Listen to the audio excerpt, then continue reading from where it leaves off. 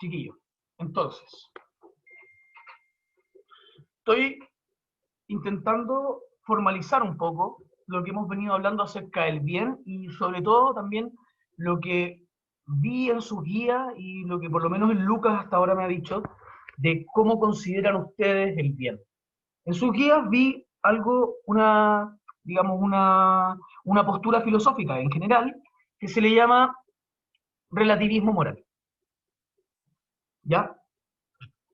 La postura filosófica que se llama relativismo moral plantea que cada cual y cada sociedad tiene sus propios valores morales y sus propias creencias y ideales con los cuales moldea su comportamiento y valora el comportamiento de los demás y el suyo mismo.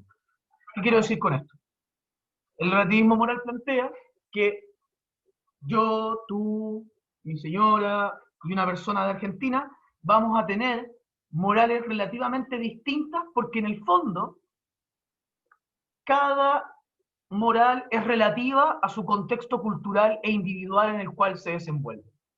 Por eso es relativismo. Es relativa a algo. ¿A quién? Al individuo o a la sociedad de la cual estamos hablando. Entonces, lo que puede ser bueno para mí, puede ser malo para usted, o puede ser bueno para la compañera, y si nos fuéramos a Argentina, o a Perú, o a Alemania, ellos también tendrían otras formas de ver bien y mal. Pero ahí la pregunta, y es una pregunta que creo que le envié a varios de los que les corregí su guía, digamos, comparto yo nociones morales dentro de la sociedad en la cual estoy. Entonces, por ejemplo, podríamos hablar de una moral chilena, de una moral argentina, de una moral alemana, o quizá más localmente, de una moral santiaguina, o de una moral metropolitana y de una moral de Rancagua. O tendríamos que hablar de que cada uno tiene su propia moral, o de que cada familia tiene su propia moral.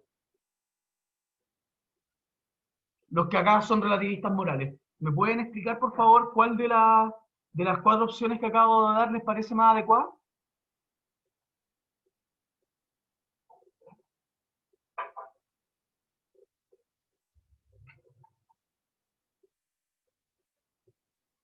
Y si no entendieron, me preguntan.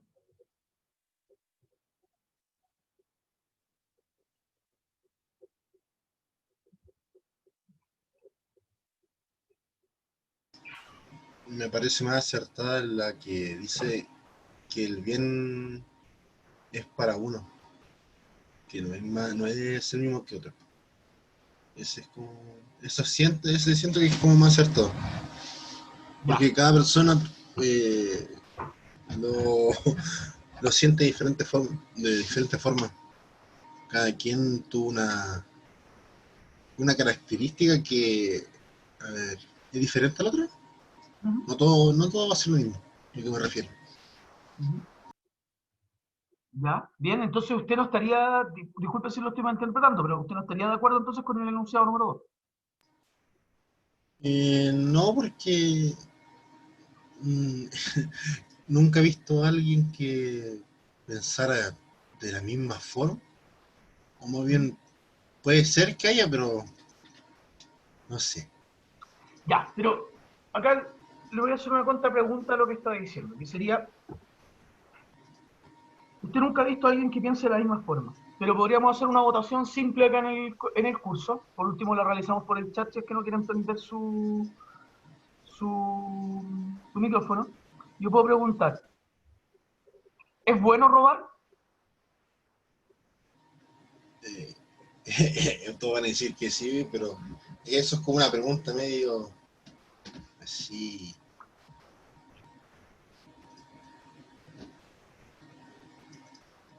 ¿Van a decir que es bueno robar o que es malo?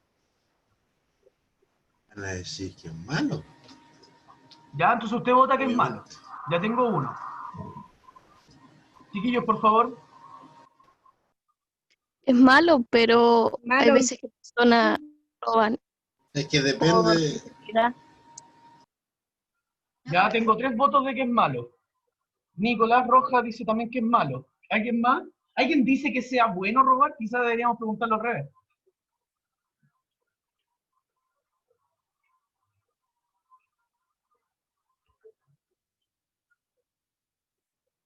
¿No? ¿Nadie lo propone?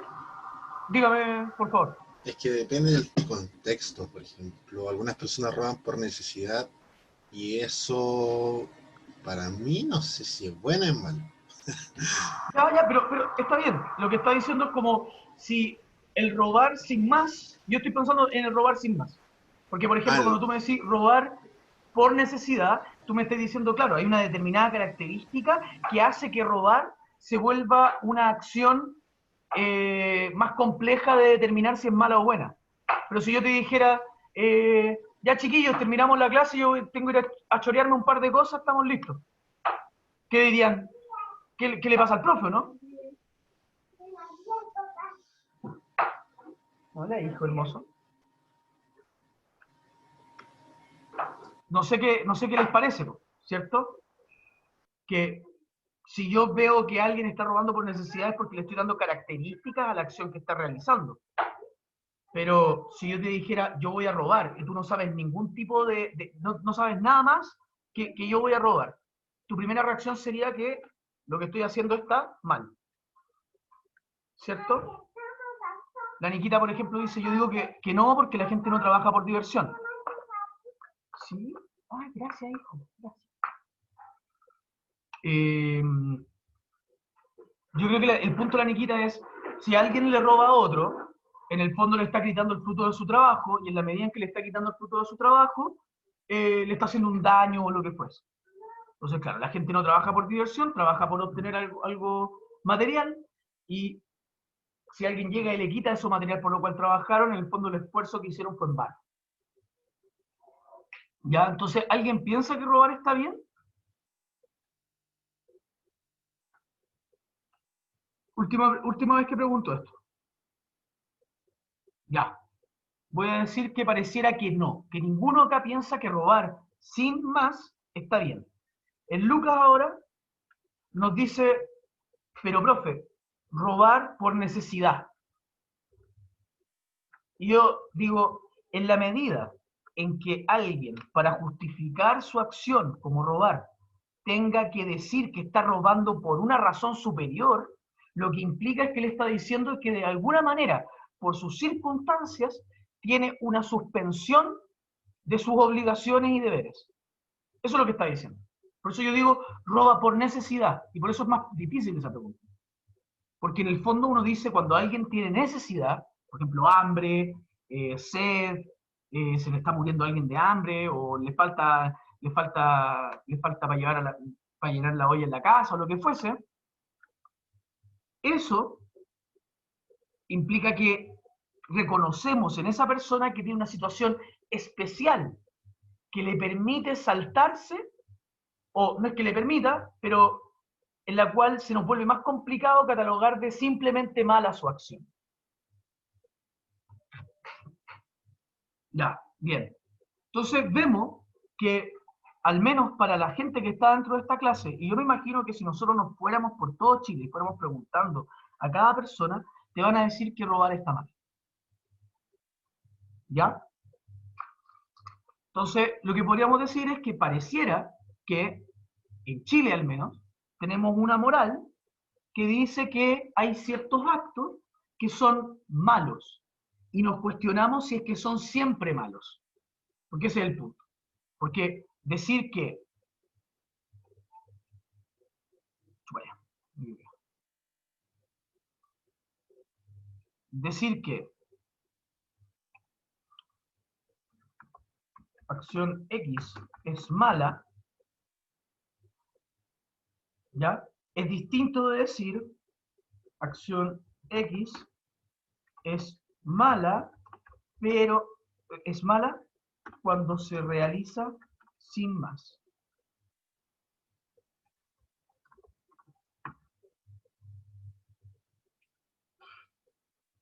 Entonces, por ejemplo, ¿qué otra cosa se les ocurre que uno puede realizar, que es un acto que consideramos malo en general, pero que uno puede realizarlo si es que hay una justificación que lo permite?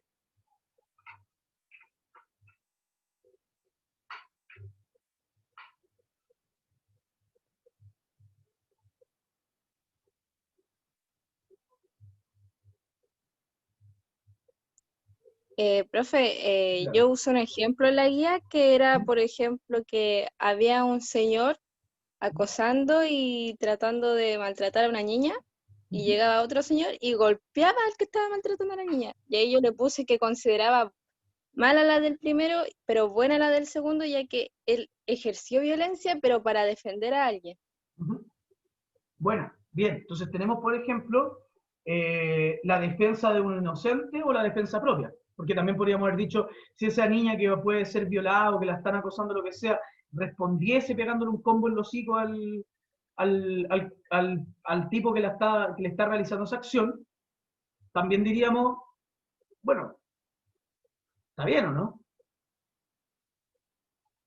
Sí, Sin embargo, si es que alguien llegase sin ningún motivo, por ejemplo, estamos en el colegio, estamos cruzando el patio, no hay ningún tipo de motivo y alguien llega y le pega un mangazo a otro, diríamos, está mal. Sí, Ya, está bien eso. Entonces, lo que estamos viendo con esto es que pareciera, al menos lo que estamos descubriendo un poco, es que la acción, como sin más, en realidad no tiene mucho sentido moralmente. Porque pareciera que es muy importante la circunstancia. Entonces decimos, esta acción está bien en esta circunstancia, pero está mal en esta otra circunstancia. Entonces, lo importante no es la acción, porque si la acción, digamos, si yo tengo una ecuación donde hay una variable fija, eso justamente es lo que nos importa. Lo importante es cuáles son las que, digamos, una variable fija no tiene sentido, pero en el fondo tenéis un número determinado y tenéis variables. Lo importante es ver qué es lo que pasa con las variables, no con el número determinado, porque eso ya lo tenéis claro. Entonces, en el fondo, pareciera que una acción sería algo determinado, pero que las circunstancias hacen que esa acción sea realmente buena o mala. ¿Ya? Con lo que estoy haciendo, no es que les esté diciendo eh, que yo encontré la forma en la cual puedo determinar el bien y el mal. Estoy lejos de eso, digamos. Lo que yo le estoy diciendo es que muchos de ustedes me postularon en su guía que, de cierta manera, el bien y el mal era algo demasiado dependiente de uno mismo, y de lo que uno cree y de lo que uno es. Sin embargo, al ver esto, por ejemplo, hacer este análisis que estamos realizando de ver el poder de las circunstancias en nuestras evaluaciones acerca de si una acción es buena o es mala, hace que veamos que hay ciertos criterios, uno podría decir, no relativos. Incluso podríamos decir, con un vocabulario que quizás es más familiar para ustedes, pero a mí no me gusta mucho, que es objetivo. Hay determinaciones objetivas respecto a nuestra evaluación del bien y del mal. No es todo relativo, no es todo dependiente de cada uno de nosotros. No es todo, bueno, es que mis valores dicen que está bien robar y por lo tanto robo. No es tan así. Hay criterios objetivos. Entonces, lo que nosotros en filosofía intentamos hacer es buscar cuáles son los criterios objetivos que marcan la acción humana y que por lo tanto nos pueden dar el valor normativo que tiene esa acción. ¿Ya? Entonces, en el fondo, los filósofos podemos descubrir no el bien y el mal, porque de hecho eso los filósofos lo abandonaron hace mucho tiempo, sino que podemos descubrir cuáles son las formas que tiene que tener una acción para poder ser catalogada de buena o mala. Entonces, por ejemplo, una de las formas que acabamos de descubrir entre nosotros es que es sumamente importante la circunstancia para determinar el valor moral de una determinada acción. Y eso es un criterio objetivo.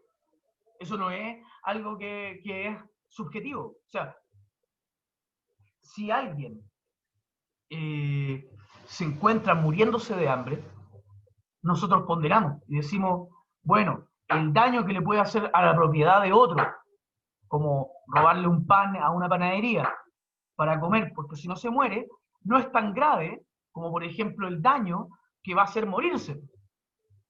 Entonces, en el fondo, disculpamos a aquel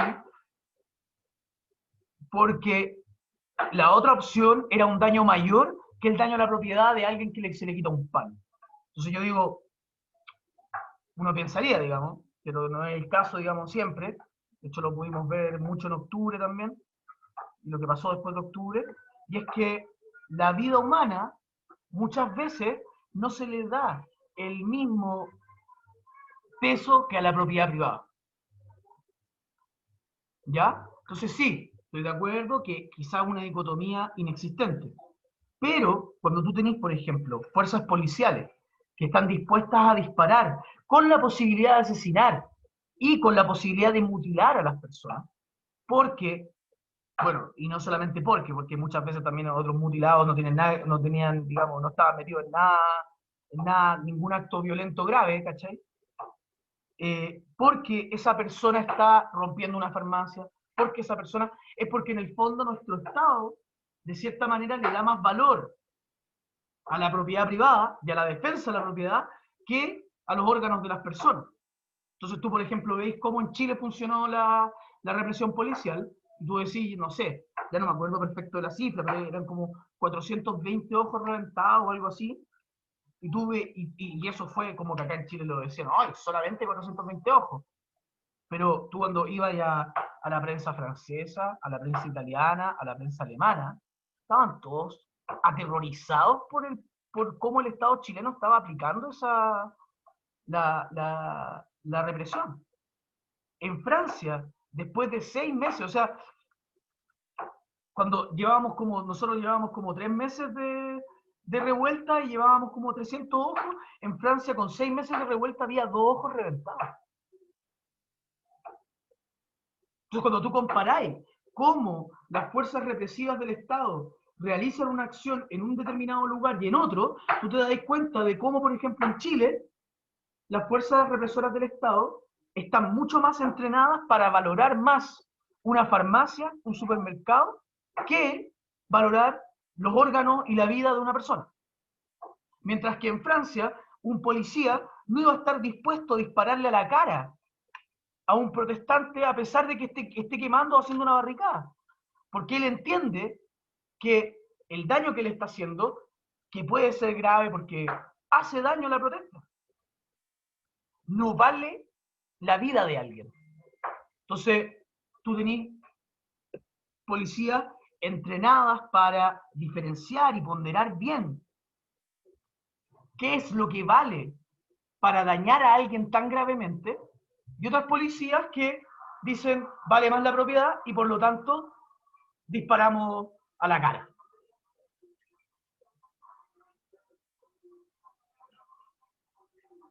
¿Ya? Yo con esto, con lo que les estoy hablando ahora, y qué bueno que haya aportado la cara, y el Lucas también, es que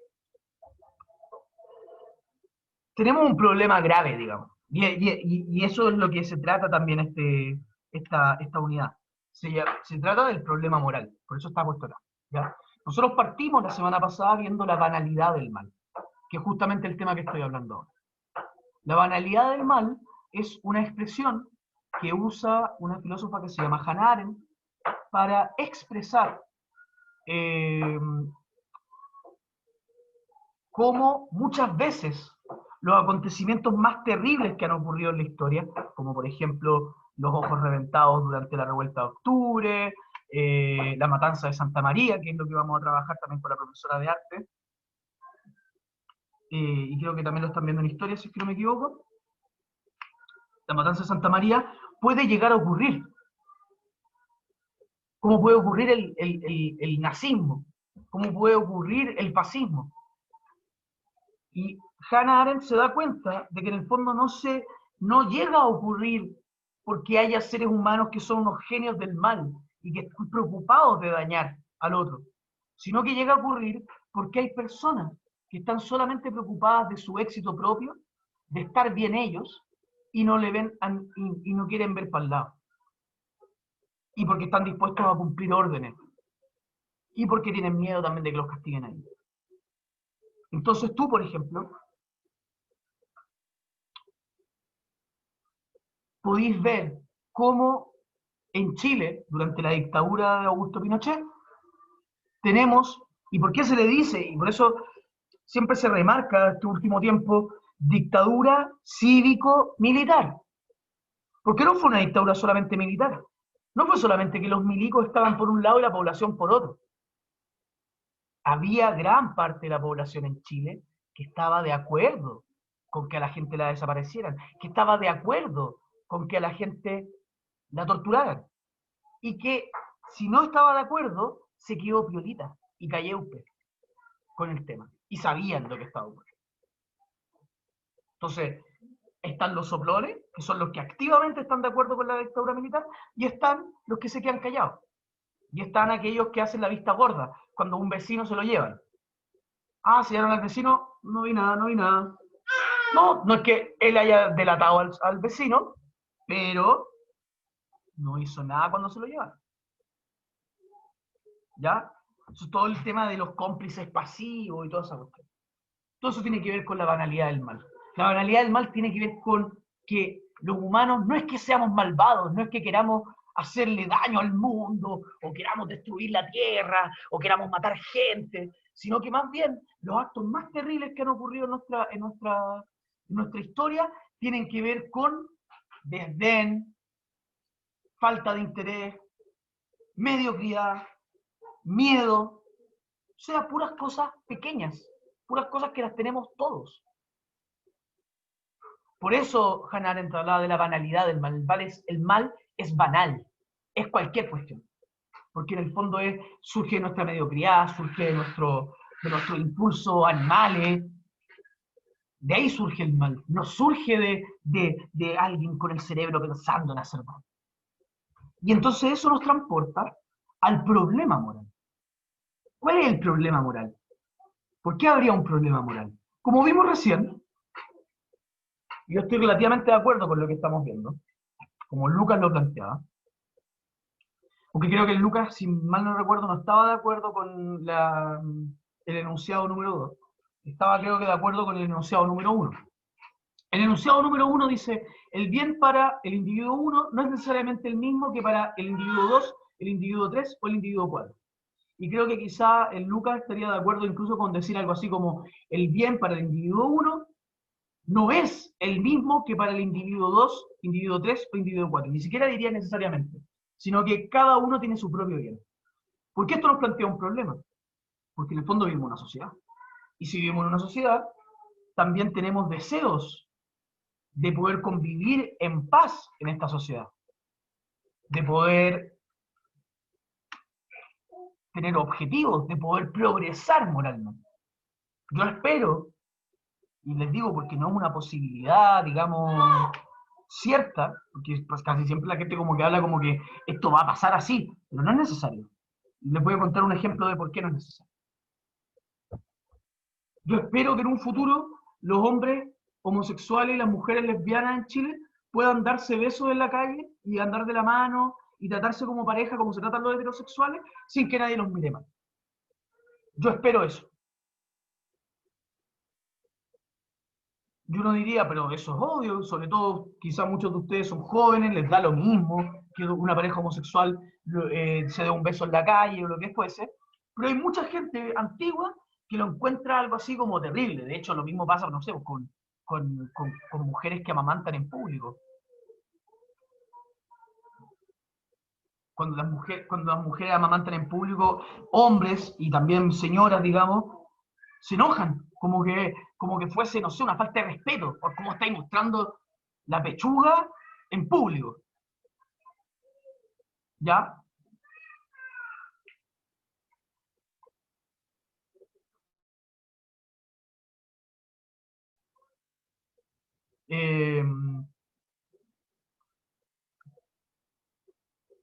Como todas esas son cosas pequeñas, digamos, pero sí terminan con situaciones bien terribles. O sea, imagínense la impotencia y lo terrible que se puede llegar a sentir una mujer que está amamantando en la calle y que hay gente acosándola.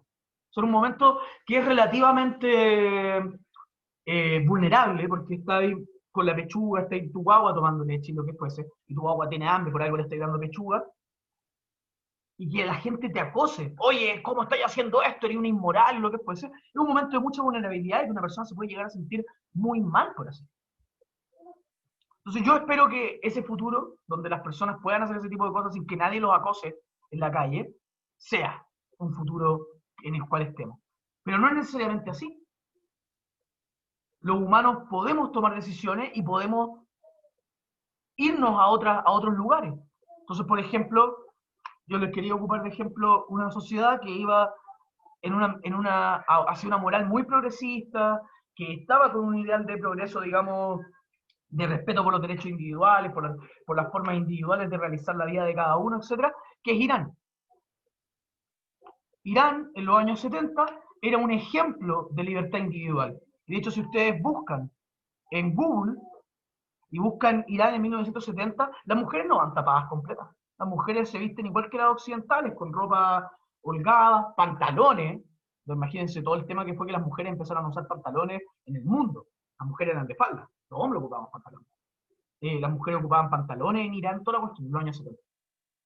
Todo, pero ningún problema. ¿Qué es lo que pasó? Irán empezó con una revolución,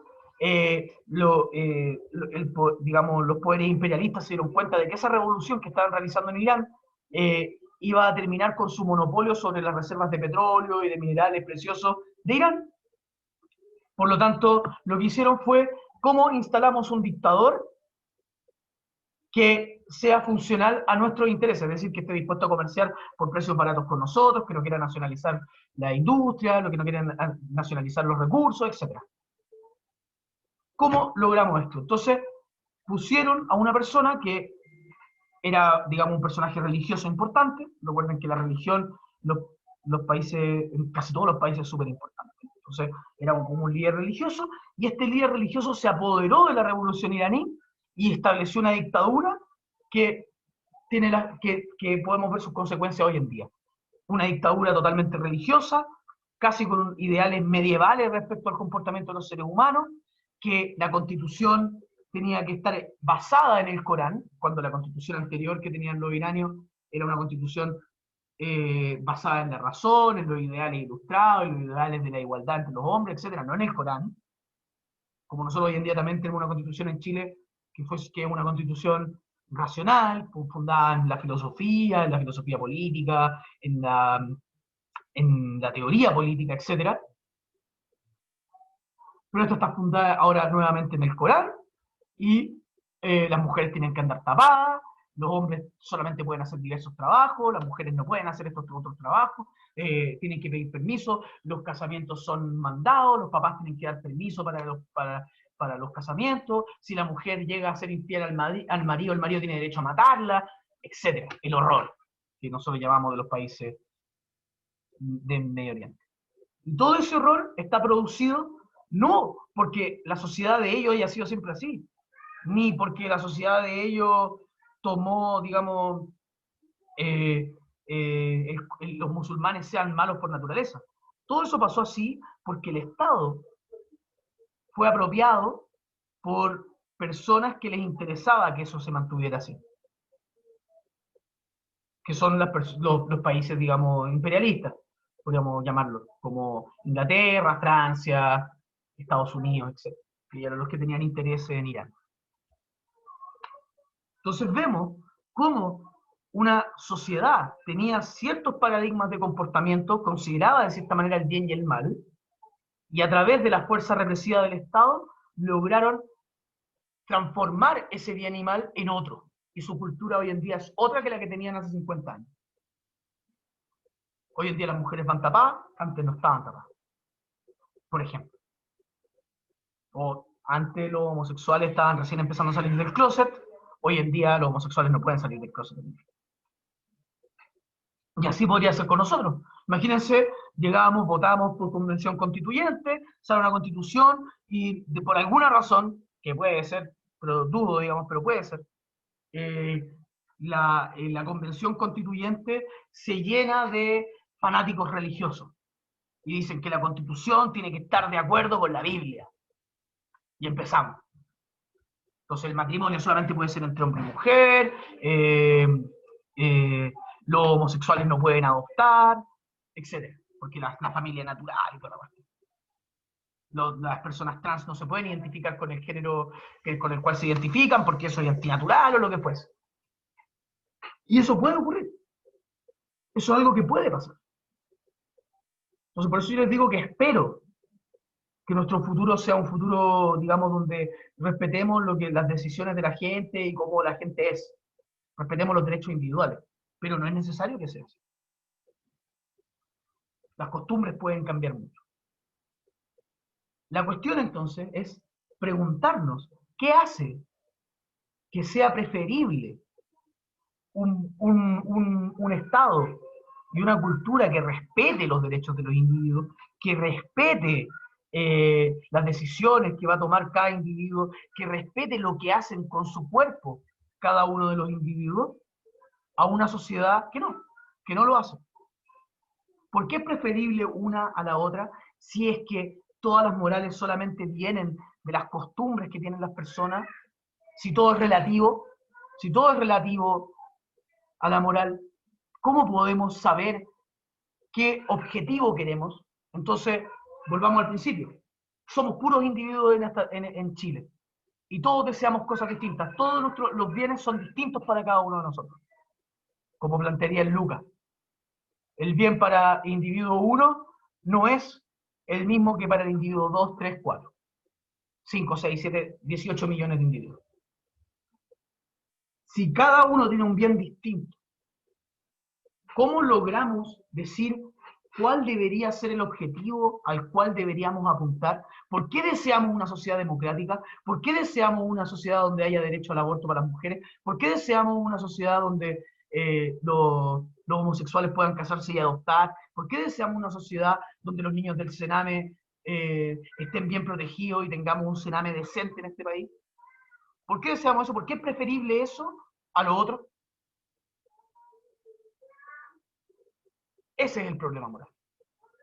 El problema moral es por qué es preferible un objetivo moral, de costumbre, un objetivo de comportamiento entre los seres humanos, y por qué no es preferible otro modelo de comportamiento con los seres humanos. ¿Por qué no deberíamos ser Irán? ¿Por qué no deberíamos ser Arabia Saudita y tener a todas nuestras mujeres tapadas y apedrearlas si es que se meten con un hombre sin permiso de su papá, o si se meten con un hombre mientras están con un marido?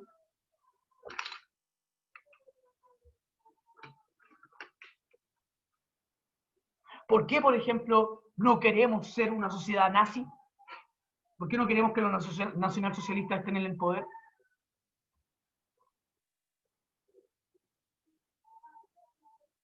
¿Por qué es preferible nuestra sociedad democrática plural a una sociedad donde llegara alguien que nos dijera, no, mira, es que todos los haitianos son malos, los peruanos son malos, los venezolanos son malos, hay que matarlo a todos? ¿Por qué preferimos eso a lo otro? Si no le quedó algo claro de lo que dije, si tiene alguna opinión, por favor.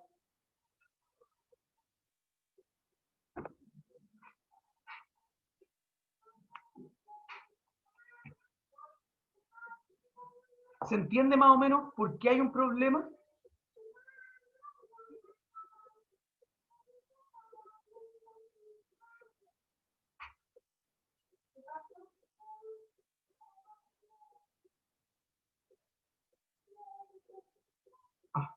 No he revisado el chat. ¿No? ¿Por el chat o por el micrófono? Por favor.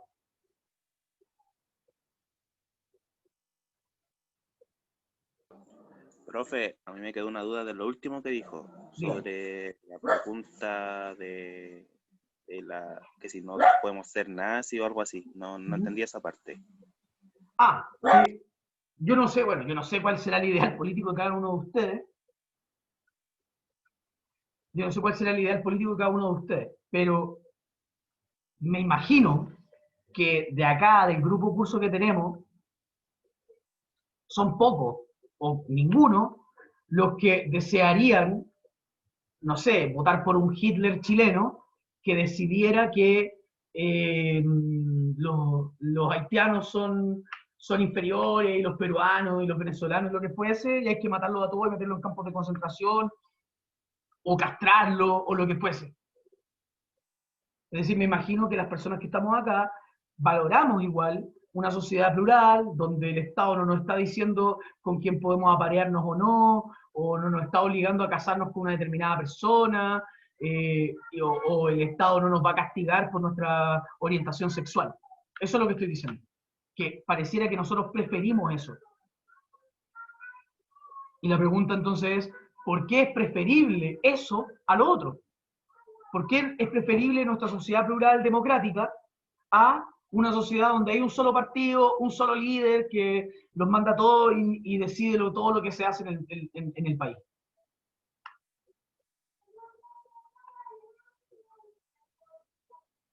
¿Entiende ahora mejor, Lucas? Sí, profe, y yo creo que es porque a la gente en sí no le gusta ser controlada y cada una tiene sus propios ideales, por decirlo así. Ya, entonces en el fondo usted estaría diciendo que preferimos una forma por sobre otra solamente por gusto, porque en el fondo como, digamos, me produce más placer, digamos, o es más agradable para mí vivir en una sociedad donde no está todo el rato el Estado mandándome, sino que vivir en una sociedad donde yo puedo tomar mis propias decisiones. O sea, yo personalmente la veo por gusto, pero sé que se puede ver de otra manera. ¿Ya? Yo no estoy pensando así que es por gusto, por decírselo así. Pero yo sé muy bien que se puede ver de alguna otra forma. Ya. La cual ahora mismo no se me viene a la mente. Ya. Ya, sí, está bien, sí, se puede ver de otra forma. Qué bueno, pero, por ejemplo, lo que usted está diciendo, y ahora vamos a empezar para empezar a introducirnos un poco también en la próxima unidad y para que vayan entendiendo un poco cómo funciona esta cuestión. La postura que usted está proponiendo, como esto es mejor porque nos gusta más, es la postura que se le llama utilitarismo.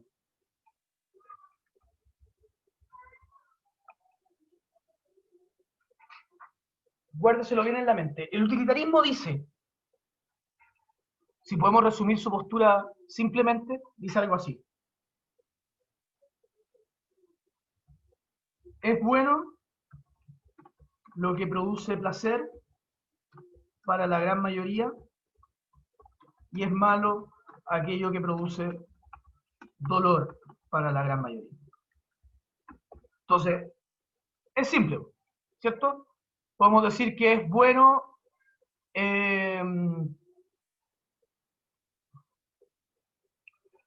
por ejemplo, el helado, porque el helado le produce placer a una gran mayoría, y es mala, por ejemplo, una dictadura militar, porque las torturas y toda la cuestión le produce dolor a una gran mayoría.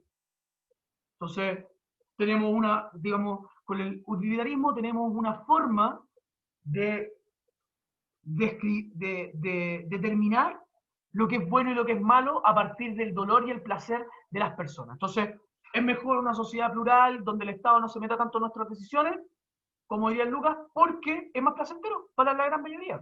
Podemos tomar nuestras propias decisiones, podemos ver lo que queremos, lo que no sé cuánto, hacemos las cosas. Y, profe, yo tengo una duda. Dime. Que con eso de lo que usted dijo de que es bueno porque le causa placer a la mayoría, ¿qué pasa así como con las drogas? Porque a los que consumen eso les causa placer, pero también consideran otros que es malo y así. Buenísimo, buenísimo, gracias Catalina, de verdad bacán. Por ejemplo, bajo este mismo principio utilitarista que estoy diciendo, podría decir, hay drogas que le producirían placer a cualquiera. No sé, por ejemplo, la heroína. Da lo mismo tu postura moral, da lo mismo lo que fuese. Si yo te obligase y yo te inyectara heroína, te va a gustar, seáis quien seáis. Entonces, ¿sería buena la heroína? Porque produce gran placer a la mayoría. Y ahí es donde el utilitarista, el que está planteando esta teoría, tiene que hacer ahí, digamos, distinciones y tiene que agregarle más, digamos, precauciones a su teoría. Entonces puede decir, por ejemplo, sí, es bueno lo que produce placer para la gran mayoría, pero también hay que hacer un cálculo. Porque la heroína puede producir gran placer a la gran mayoría de los seres humanos, pero a largo plazo produce mucho más dolor, porque en el fondo uno se vuelve adicto, uno se vuelve dependiente de esa sustancia, y por lo tanto, claro, en un momento hay placer, pero el momento de placer es mucho más corto que el momento de dolor, que significa el periodo de adicción. Y bueno, no sé si ustedes saben, pero la heroína tiene un grado de adicción tal que cuando uno le sacan la heroína y uno como que empieza a curarse de la adicción, si es que fuese posible hacer eso, hay gente que se muere por los ataques que da la cuestión, el sudor frío, la fiebre, la diarrea, toda la cuestión, te produce todo un cambio en el cuerpo la heroína, y cuando tú la sacáis, se pueden morir las personas, se suicidan, se mueren por fallas, digamos, multisistémicas de su organismo, te puedes morir por ser adicto a la heroína. Entonces, lo que te va a decir el utilitarismo podría ser, un utilitarista, te podría decir como, no es buena la heroína porque a largo plazo produce más dolor que placer. Pero súper buena, Cata, la intervención, porque precisamente eso es como un problemita que tiene el utilitarismo. ¿Ya? Porque, recuerden, el problema del relativismo moral es que no nos permite discernir. El relativismo moral no nos permite discernir qué cosa es mejor que otra. O, podríamos, mejor decir, qué valor u objetivo social es mejor que otro. ¿Ya? Por eso yo a muchos de ustedes que me entregaron la guía y propusieron algo más relativista, yo les puse como una respuesta como con ciertas preguntas filosóficas, porque tienen que pensar eso. Si yo soy un relativista, y digo que, bueno, la moral y el bien y el mal solamente depende de la sociedad en la cual está inserto, el problema que causa eso es que, por lo tanto, yo soy incapaz de juzgar nada. Yo no puedo decir que algo es malo o que es bueno, porque en el fondo todo es dependiente de la sociedad y el lugar donde apareció eso. Entonces, una persona me roba y yo no podría decir, oye, qué malo que me hayan robado, porque en el fondo esa persona debe tener su set de valores que le permite justificar robar. Y para él es bueno. Y sobre todo porque se produce una contradicción muy interesante, y es que si hay una acción como un asesinato, por ejemplo, el asesinato que realizaron a esta mujer gitana en el campamento, no sé si lo han visto, una cuestión bien terrible igual.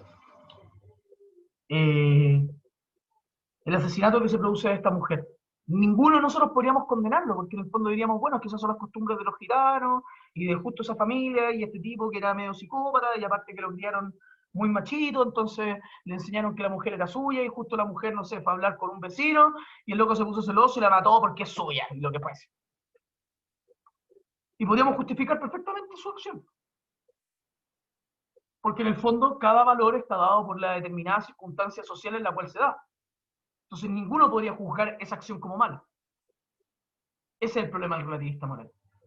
Que se produce una contradicción, porque para mí esa acción es mala y para otras esa acción es buena.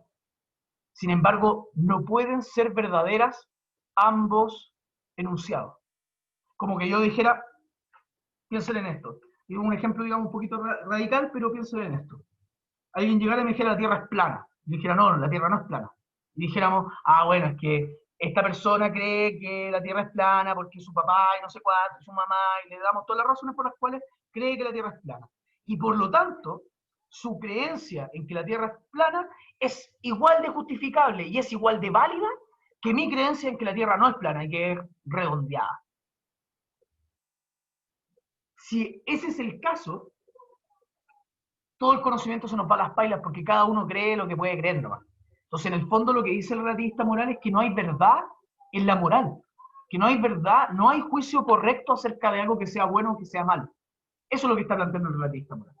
Yo lo que le estoy diciendo es que, aunque no sepamos cuál es la verdad de la moral, qué es lo definitivamente bueno y qué es lo definitivamente malo, sí podemos saber que cuando yo digo que algo es bueno y otra persona dice que algo es malo, uno de los dos tiene que estar en lo correcto.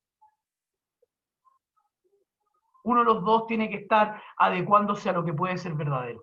Y por lo tanto no es relativista, sino que lo que nos falta es una teoría que sea capaz de explicar bien aquello que es lo bueno y lo malo. Chiquillos, quería preguntarles algo respecto a la clase pasada. ¿Alguien recuerda cómo se llamaba la teoría que vimos en la clase pasada?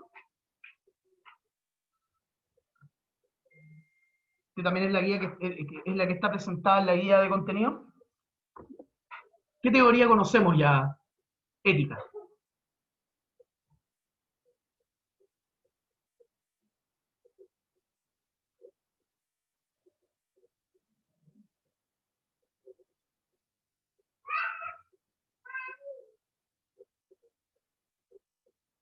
¿No conocemos ninguna teoría ética hasta ahora? La teoría de la evolución, ¿o no? ¿Esa es la que dijo en la clase pasada? ¿O ¿La no? teoría de la evolución? ¿Pero la teoría de la evolución es una teoría ética? No, que lo usó como ejemplo, que no me acuerdo. Ah, ya. ¿No se acuerdan de cuál teoría? ¿No se acuerdan de cuál era el tema, por ejemplo? Yo, del texto, el texto yo lo escribí yo ya, el texto que les puse el orden y... Ya no me acuerdo cómo le puse, el orden y la ley, el orden y la obediencia. El texto que es la guía de contenidos de, de principio. Ese texto lo escribí yo. Y en ese texto yo les planteo una teoría, que es la teoría que Sócrates aborda en el Eutifrón, que se le llama, y por la cual aparece el dilema de Eutifrón. Esa teoría es la teoría del mandamiento divino. Entonces tenemos, creo que voy a borrar ahora. Entonces tenemos la teoría del relativismo moral, ¿ya? Que iría por una parte.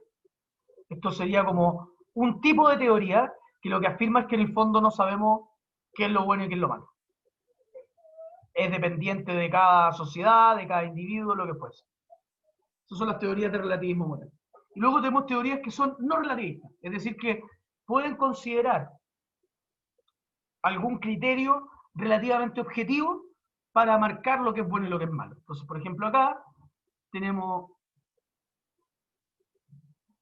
las teorías, por ejemplo, utilitarista,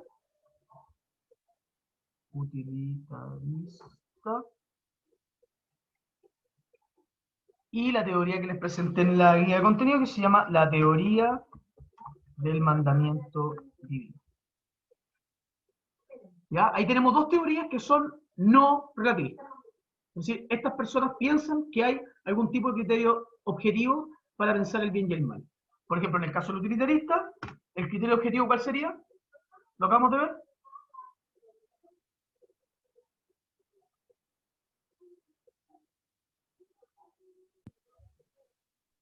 ¿Cuál es el criterio?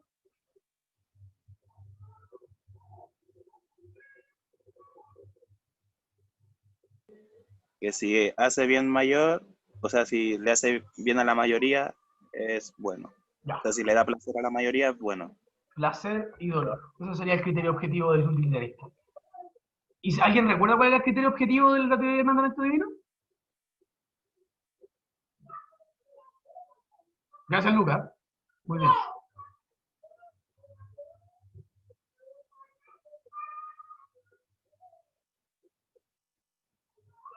La teoría del mandamiento divino es la que dice que Dios es el origen del bien. Sí, Dios es el origen del bien y del mal. ¿Ya? Entonces hasta ahora conocemos dos teorías que plantean, de cierta manera, un objetivismo moral. Por una parte, Dios nos da las reglas del bien y del mal, y por otra parte, el utilitario piensa que el placer y el dolor nos dan las reglas del bien y del mal.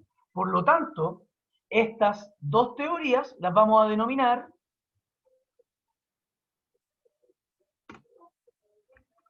teorías de la moral objetiva.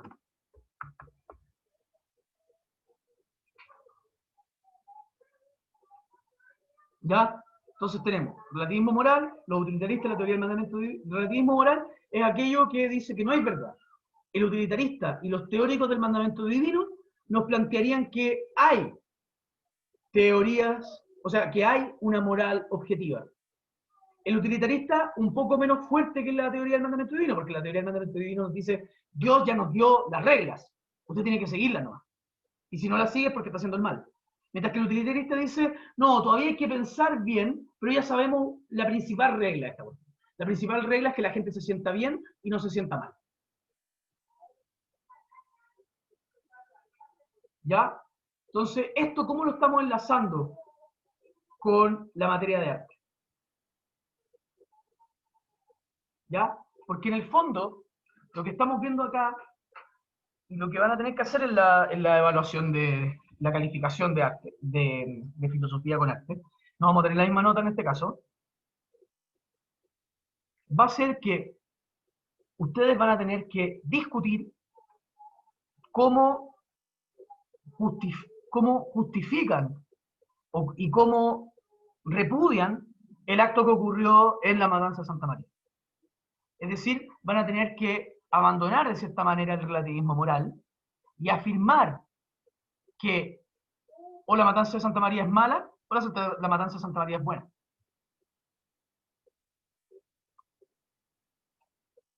Van a tener que justificar por qué se habría sido mala y por qué habría sido buena, dependiendo del caso de lo que ustedes quieran defender. ¿Ya? Y con eso, defender también la importancia del graffiti que están haciendo, ya digamos la pintura que están haciendo, porque es importante ese concepto, ese término, para pensar o por qué lo eligieron, por qué es relevante ese término respecto a la matanza de Santa María, de la Escuela de Santa María. ¿Ya? Y yo con esto, por ejemplo, de hablar del utilitarismo y la teoría del mandamiento divino, les estoy dando unas ciertas nociones para que vayan viendo que no es la única posibilidad el relativismo moral. No es solamente posible afirmar que el bien y el mal es una cuestión de cada cual. Hay teorías, pueden ser verdaderas o falsas, como cualquier teoría, pero hay teorías que plantean moral objetiva o no relativistas. ¿Ya?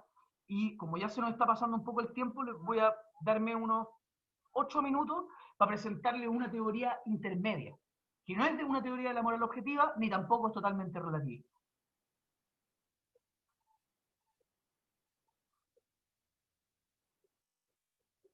Vamos a llamarla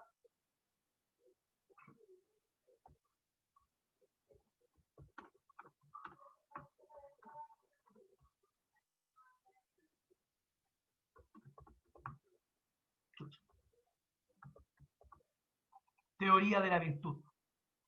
¿Qué es una teoría de la virtud? Una teoría de la virtud lo que dice es bueno aquello que enaltece la esencia humana y es malo aquello que la rebaja o la corrompe. ¿Ya? Yo sé que puesto así nomás es complicado, ¿ya? Porque en el fondo no le he dicho lo que es la esencia humana ni lo que consideraría tal teórico de la virtud, lo que es la esencia humana, pero digamos que esta es la postura que va a tener, por ejemplo, Aristóteles. Y esta, por ejemplo, la postura utilitarista le pertenece a Jeremy Bentham y John Locke, por ejemplo. Por si quieren, por si a alguno le interesa, puede averiguar por ahí. ¿Ya? La teoría de la virtud es una teoría que no es totalmente objetiva porque la esencia humana varía en cada uno de nosotros. Es la esencia de cada cual. Entonces, por ejemplo, para Aristóteles, lo bueno para mí va a ser diferente de lo bueno para el Lucas o para la Cata. Siempre va a ser diferente. Pero la cuestión que uno tiene que ver es que lo objetivo de esa diferencia es que lo bueno para ti y lo bueno para mí va a ser siempre maximizar nuestra esencia. Es decir, hacernos mejores. Mejores dentro de las posibilidades que cada uno tiene. Entonces, claro, para Aristóteles no es lo mismo lo mejor para una persona que tiene síndrome de Down que para una persona que no padece de esa condición. Entonces, no es lo mismo lo mejor para una persona que está en silla de ruedas que para una persona que no tiene esa condición. No es lo mismo lo mejor para una persona que es extremadamente inteligente para uno que es más, digamos, no tonto, pero una persona normal. No es lo mismo. Cada uno tenemos nuestra propia unicidad y por lo tanto como cada uno es único, tenemos que tener nuestra propia forma de ser mejor. Pero lo importante es ser mejor. Y eso es el objetivo del bien. Entonces, uno es bueno en la medida en que uno esté luchando por ser mejor. Y perfeccionando aquello que nos caracteriza más. ¿Qué es aquello que nos caracteriza más a los seres humanos? ¿Cuál es nuestra mayor diferencia con el resto de los animales?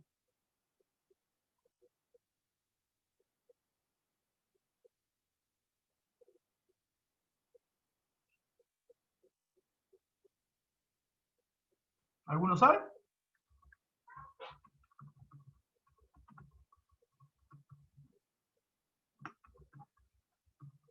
Que somos conscientes de nuestra propia existencia.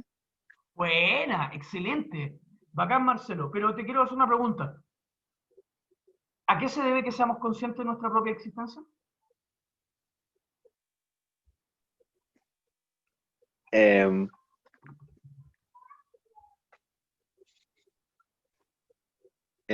por el... no sé. Pero si somos, ¿por qué somos conscientes de nuestra propia existencia? ¿Porque tenemos algo que los animales no hacen? ¿Cómo me hago Pensar. consciente de mi propia existencia? Pensar. ¿Ya? ¿Y cómo se le llama al pensamiento en general?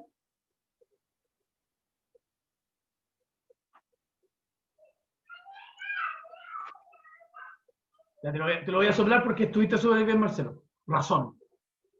El hombre, para Aristóteles también, el hombre es un animal.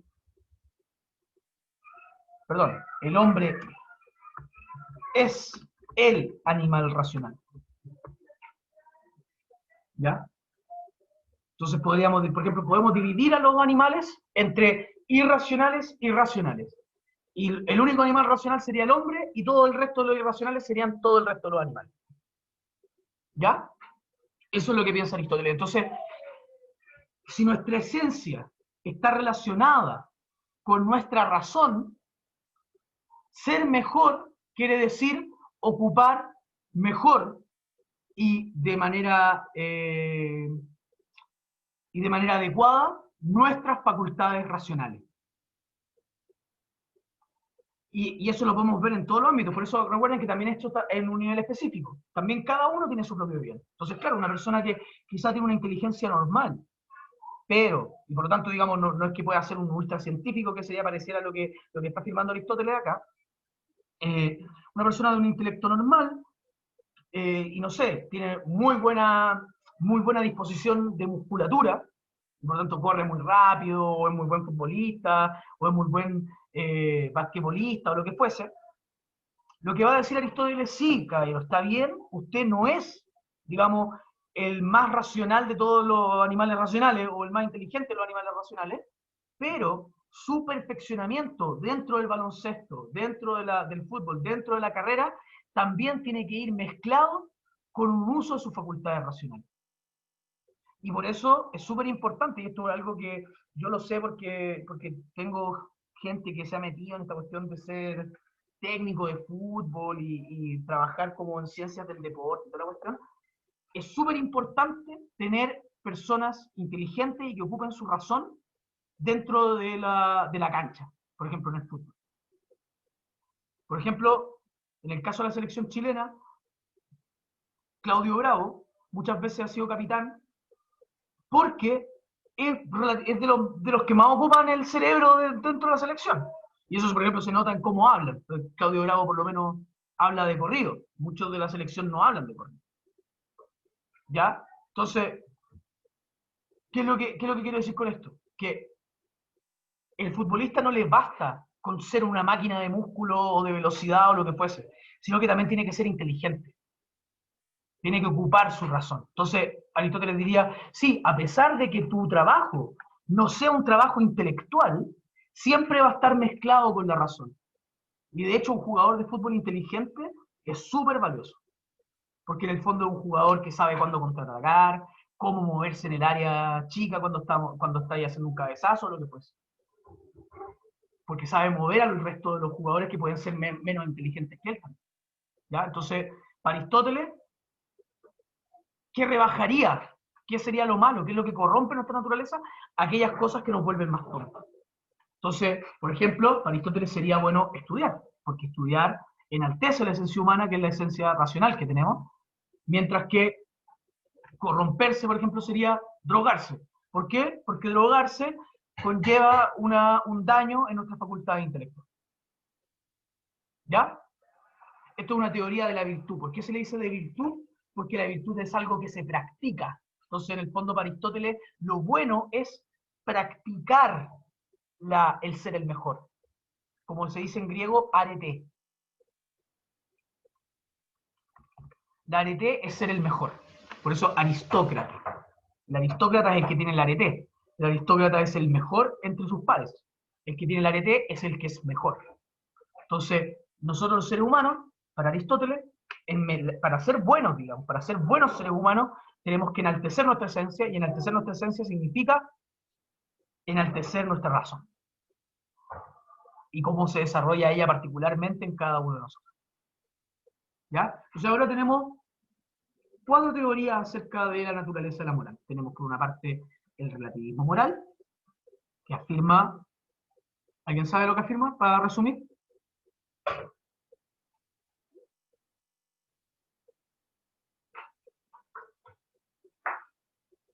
Ah, chupa ya, no vi el chat.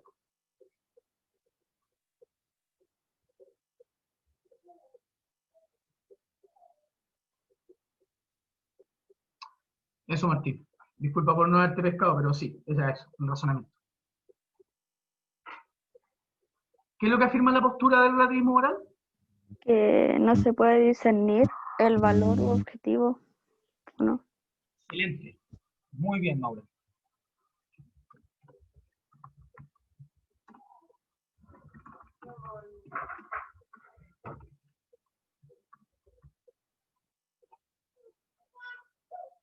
Luego tenemos la teoría utilitarista, que piensa que el placer y el dolor están relacionados con el bien y el mal.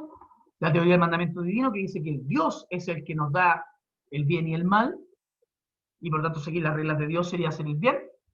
Y luego tenemos, eso sería una teoría de la moral objetiva, y la teoría de Aristóteles, que es una teoría de la virtud, que no es objetiva porque él no identifica el bien y el mal, digamos, específico. Es decir, el placer es el bien y el dolor es el mal. Hacer lo que Dios quiere es el bien y hacer lo que Dios no quiere es el mal. Acá él no dice que él sepa de antemano qué es lo bueno y qué es lo malo para cada uno. Cada uno tendrá su bien y su mal. Pero el criterio objetivo que marca el bien y el mal de cada uno es que hay que ser mejor, hay que desarrollar la esencia de cada cual, hay que mejorarse, hay que practicar la virtud. ¿Ya?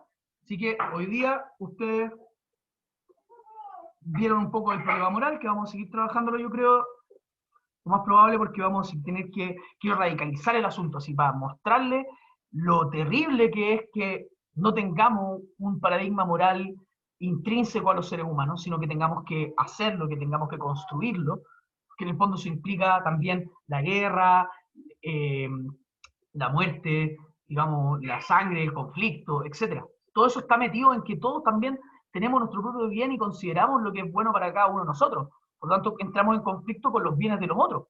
Para mí es bueno no morir y para otros es bueno matar. Entonces yo voy a entrar en conflicto con el que cree que matarme es bueno. ¿Ya? Entonces el problema moral es algo que no vamos a abandonar porque después nos vamos a meter en la fundamentación.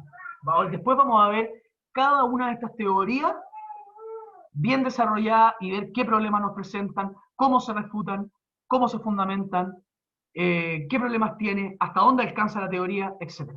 ¿Ya? Pero hay muchas más teorías. De hecho, no me las sé todas. No me sé todas las teorías éticas posibles.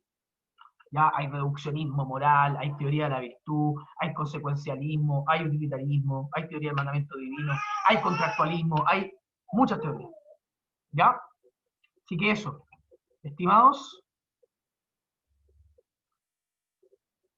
tengo que dejar de compartir.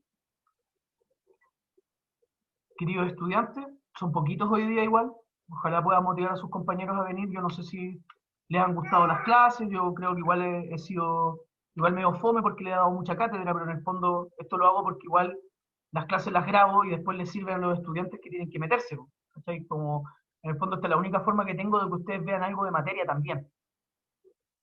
¿Ya? Igual me gustaría que tuviéramos de repente clases que fueran más conversadas, que ustedes también estuvieran más dispuestos a participar en ellas. Yo no muerdo, yo no creo que sus opiniones estén malas a priori, sino que yo creo que lo mejor es discutir nuestras posturas frente a esto. Ya discutir qué es lo que pensamos, ver qué errores podemos corregir de lo que estamos pensando, qué cosas son sus virtudes de aquello que estamos pensando. ¿Ya? Así que eso, pues, espero que estén muy bien, que tengan buena semana, que tengan suerte con los cursos que les toquen esta semana y que tengan buen 18. Bueno, lo bueno que se pueda nomás. ¿Ya? Chao, chiquillos. ¿Qué, profe? Chao. Chao, chao. Hasta la próxima. Hasta la próxima. Nos vemos. Nos vemos.